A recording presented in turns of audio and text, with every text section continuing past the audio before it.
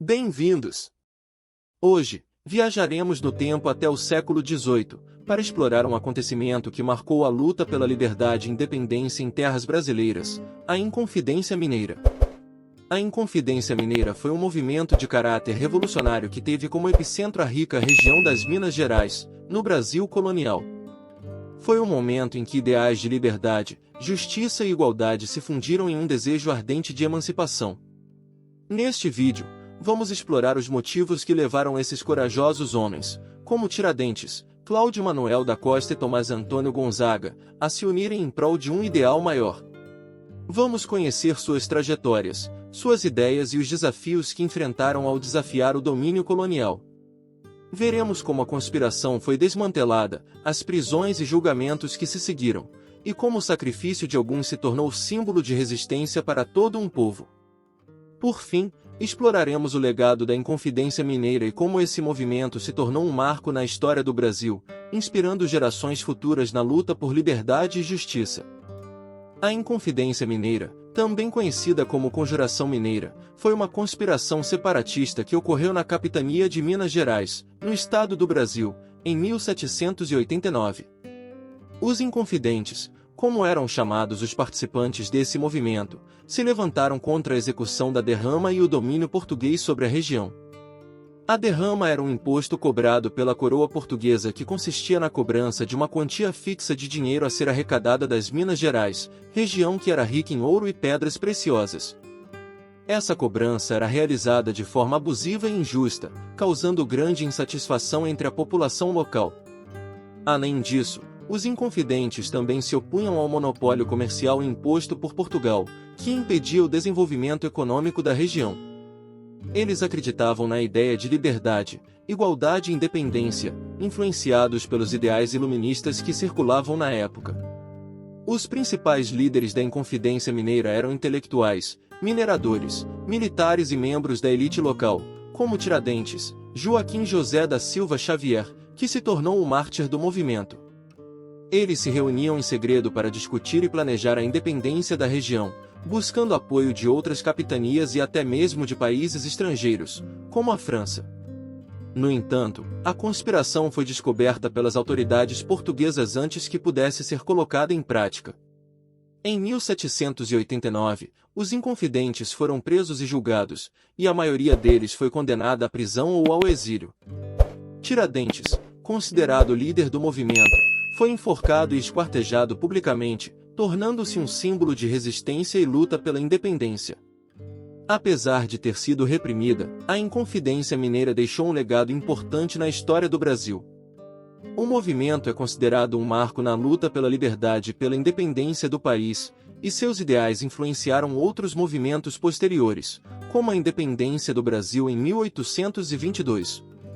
Hoje, a Inconfidência Mineira é lembrada e celebrada como um episódio importante na história brasileira, representando a busca pela autonomia e justiça. O dia 21 de abril, data da execução de Tiradentes, foi estabelecido como feriado nacional no Brasil, o Dia de Tiradentes, em sua homenagem. Desde a primeira metade do século XVIII, a capitania de Minas Gerais foi palco de diversos levantes e motins. Esses episódios de agitação popular tinham diferentes causas, incluindo questões de tributação, escassez de alimentos e ações das autoridades locais. Destacam-se a Guerra dos Emboabas e a Revolta de Filipe dos Santos como exemplos desses levantes. Alguns deles buscavam apenas restabelecer um equilíbrio de poder, enquanto outros desafiavam diretamente a soberania real. Em 1736, ocorreu a sedição do Sertão do Rio São Francisco, que se voltou contra as autoridades reais e a cobrança dos quintos reais, um imposto baseado no número de escravos. Esse levante foi marcado pela oposição direta às autoridades e à tributação. Durante o reinado de D. José I, de 1750 a 1777, surgiram inconfidências em várias localidades isoladas de Minas Gerais, como Curvelo, de 1760 a 1763, Mariana, 1769, Sabará, 1775, e novamente Curvelo, 1776. Esses motins eram resultado de atritos com as autoridades e seus aliados. Ao contrário da Inconfidência Mineira, esses levantes anteriores envolviam manifestações violentas, com a população nas ruas, tumultos, vivas à liberdade e referências a possíveis apoios de outras potências colonizadoras. A partir da segunda metade do século XVIII, a produção de ouro nas Minas Gerais começou a declinar. Como resposta a essa queda na produção, a coroa portuguesa intensificou o controle fiscal sobre a colônia, proibindo, em 1785, atividades manufatureiras e artesanais na região e impondo pesadas taxas sobre os produtos vindos da metrópole. Esses eventos turbulentos e os descontentamentos que lhes deram origem criaram um clima propício para a eclosão da Inconfidência Mineira em 1789. Os problemas econômicos, a opressão fiscal e as restrições impostas pela metrópole portuguesa foram elementos fundamentais que levaram os inconfidentes a planejar uma revolta contra o domínio português. No entanto, diferentemente dos motins anteriores, a Inconfidência Mineira foi um movimento mais organizado e articulado, baseado em ideais iluministas de liberdade e independência. Vila Rica foi o principal cenário dos acontecimentos da Inconfidência Mineira. Acredita-se que os primeiros colonos tenham chegado à região no final do século XVII, e o arraial cresceu rapidamente entre os anos de 1700 e 1705. Em 1711, os diversos agrupamentos populacionais foram reunidos em um único núcleo e elevados à categoria de vila com o nome de Vila Rica de Nossa Senhora do Pilar de Albuquerque, em homenagem a Antônio de Noronha de Albuquerque, governador da recém-fundada Capitania de São Paulo e das Minas do Ouro. Posteriormente, o rei Dom João V abreviou seu nome para Vila Rica. Em pouco tempo, Vila Rica se tornou a capital das Minas Gerais em 1723, na metade do século XVIII, transformou-se na maior cidade brasileira e no principal centro econômico da América Portuguesa. Os homens mais ricos da colônia estabeleceram suas residências na cidade, assim como os intelectuais mais proeminentes. Vila Rica apresentava construções de 2 andares, ruas centrais pavimentadas com pedras, ao contrário da maioria das cidades brasileiras da época, e igrejas com altares revestidos de ouro.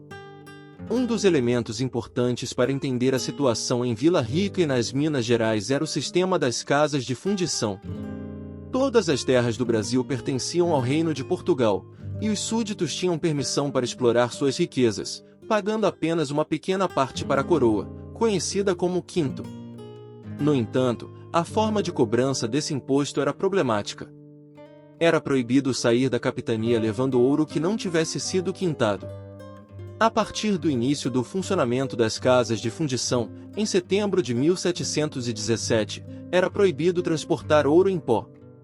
Essa medida gerou descontentamento na população, especialmente entre os mais pobres, que não tinham ouro suficiente para transformá-lo em barras, e continuaram a viver como se a lei não se aplicasse a eles. Além disso, a proibição causou problemas no comércio, uma vez que o ouro em pó era a principal moeda de troca da época, devido à sua facilidade de pesagem e fragmentação. As casas de fundição foram estabelecidas para resolver essas questões. Os mineradores que pagavam impostos sobre a extração de ouro recebiam certificados de pagamento, e aqueles que não os apresentassem teriam seu ouro confiscado. Em 11 de fevereiro de 1719, o rei Dom João V assinou uma lei que estabelecia as casas de fundição como o único local onde o ouro poderia ser processado. A circulação de ouro em pó foi proibida, e quem fosse pego com ele e não estivesse indo para a casa de fundição seria tratado como contrabandista, tendo seus bens confiscados e podendo até ser deportado para a África.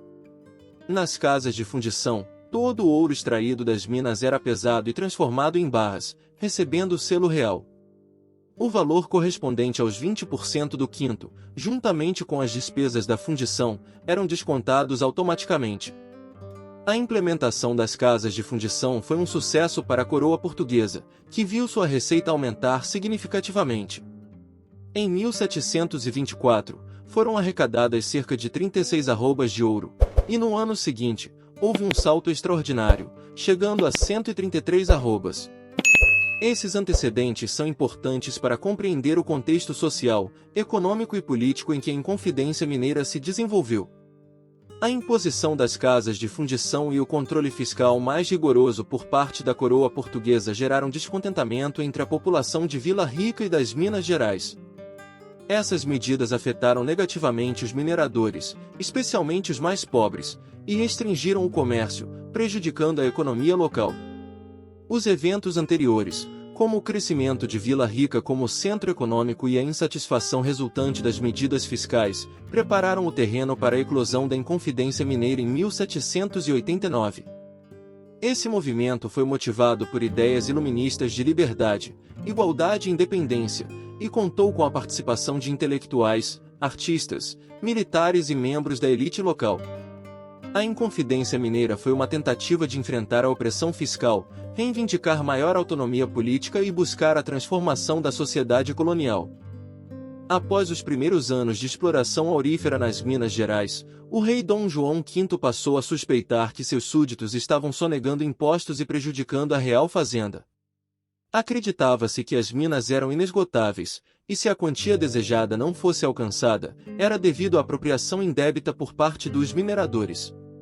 Nesse contexto, as casas de fundição já não serviam mais aos propósitos da coroa, e foi decidido implementar um novo sistema de arrecadação conhecido como captação, no qual os impostos seriam pagos por cabeça, ou seja, por escravo. Esse plano foi colocado em prática em setembro de 1732, quando o novo governador, Dom André de Melo e Castro, conde de Galveias, assumiu o cargo. Estabeleceu-se que seriam pagas cerca de 17 gramas de ouro a cada 6 meses por escravo. Em 1749, a arrecadação real alcançou quase 1.800 quilos de ouro. No entanto, a coroa portuguesa não estava satisfeita e decidiu restaurar o regime dos quintos arrecadados nas casas de fundição. Em 1783, Dom Luís da Cunha Menezes foi nomeado governador de Minas Gerais.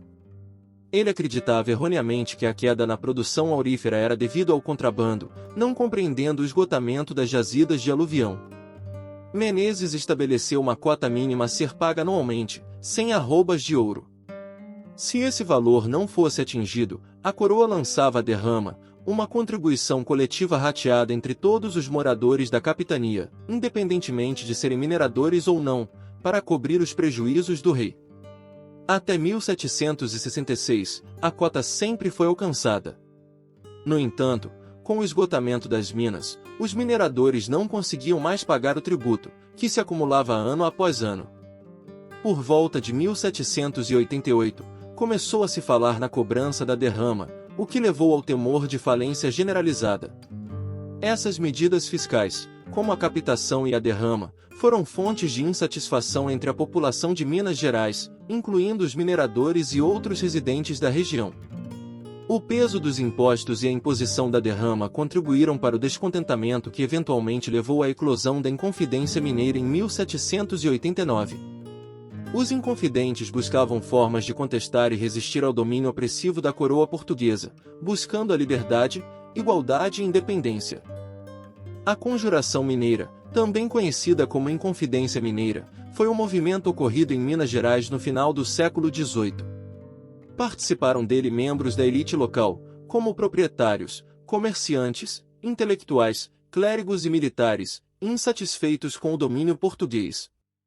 Seu objetivo era libertar Minas Gerais do jugo colonial e estabelecer um país independente, inspirado pelos ideais iluministas e pelas revoluções ocorridas em outros lugares do mundo. Os conspiradores, incluindo figuras como Tiradentes, Cláudio Manuel da Costa e Tomás Antônio Gonzaga, reuniam-se em locais secretos para discutir seus planos. Eles chegaram até mesmo a criar uma bandeira para a nova república almejada. No entanto, a conspiração foi descoberta e seus participantes foram presos e julgados. Apesar de não ter alcançado seus objetivos imediatos, a Conjuração Mineira se tornou um marco importante na história do Brasil.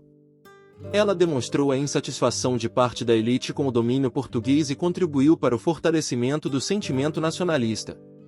Tiradentes, em particular, é lembrado como um herói nacional e símbolo da luta pela liberdade. A Conjuração Mineira representa uma página significativa da história brasileira, lembrando-nos da coragem e do desejo de liberdade que permearam a luta pela independência do país. Seus ideais e ações continuam a inspirar gerações, reforçando a importância de valorizarmos e preservarmos nossa história e a busca constante por uma sociedade mais justa e livre. A Conjuração Mineira, ou Inconfidência Mineira, foi desmantelada em 1789. Joaquim Silvério dos Reis traiu o movimento ao denunciá-lo para obter perdão de suas dívidas com a coroa. Com base nas denúncias de Silvério dos Reis e outros conspiradores, o Visconde de Barbacena iniciou uma investigação em junho de 1789. Os líderes do movimento foram presos e enviados para o Rio de Janeiro. Em Vila Rica, atual Ouro Preto, Cláudio Manuel da Costa faleceu na prisão, na Casa dos Contos, onde também estavam detidos outros conspiradores de alta posição social. Suspeita-se que ele tenha sido assassinado, possivelmente a mando do próprio governador. Durante o inquérito judicial, todos negaram sua participação no movimento, exceto o alferes Joaquim José da Silva Xavier, conhecido como Tiradentes, que assumiu a liderança da conspiração. Em 18 de abril de 1792, a sentença foi lida no Rio de Janeiro. 12 inconfidentes foram condenados à morte, mas, no dia seguinte, foi lido um decreto de Maria I de Portugal que comutou a pena de todos, exceto Tiradentes. Os condenados foram enviados para o degredo em colônias portuguesas na África, e os religiosos foram recolhidos a conventos em Portugal. Alguns dos degredados faleceram logo após chegarem à África, incluindo Domingos de Abreu Vieira, Alvarenga Peixoto e Domingos Vidal Barbosa Lage. Os sobreviventes reconstruíram suas vidas, integrando-se ao comércio e à administração local, e alguns até mesmo retornaram à vida política brasileira. Tiradentes foi o único inconfidente que teve sua pena de morte mantida. Ele foi executado em 21 de abril de 1792. Os outros líderes foram condenados ao degredo perpétuo, exceto aqueles que receberam exílio de 10 anos. Alguns inconfidentes foram condenados às galés, enquanto outros foram absolvidos. Os padres envolvidos no movimento também receberam sentenças sigilosas.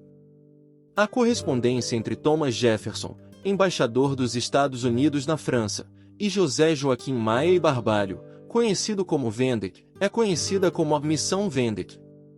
Vendeque expressou seu desejo de obter apoio dos Estados Unidos para uma revolução vitoriosa no Brasil, inspirada na Revolução Norte-Americana.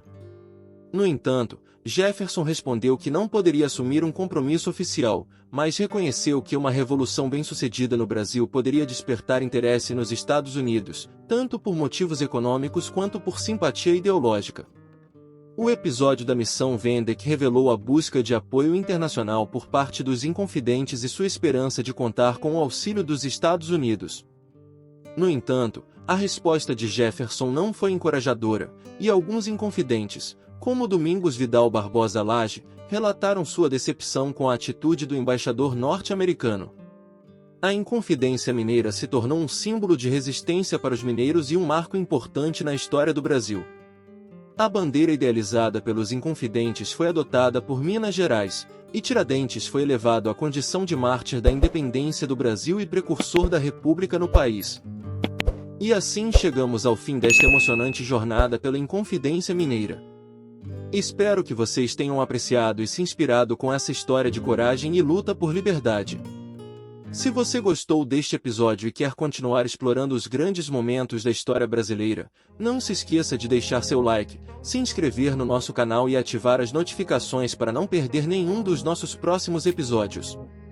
Além disso, adoraríamos ouvir a sua opinião nos comentários abaixo.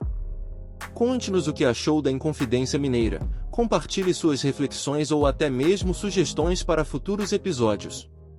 Agradecemos a todos vocês por nos acompanharem nesta jornada histórica. Até a próxima!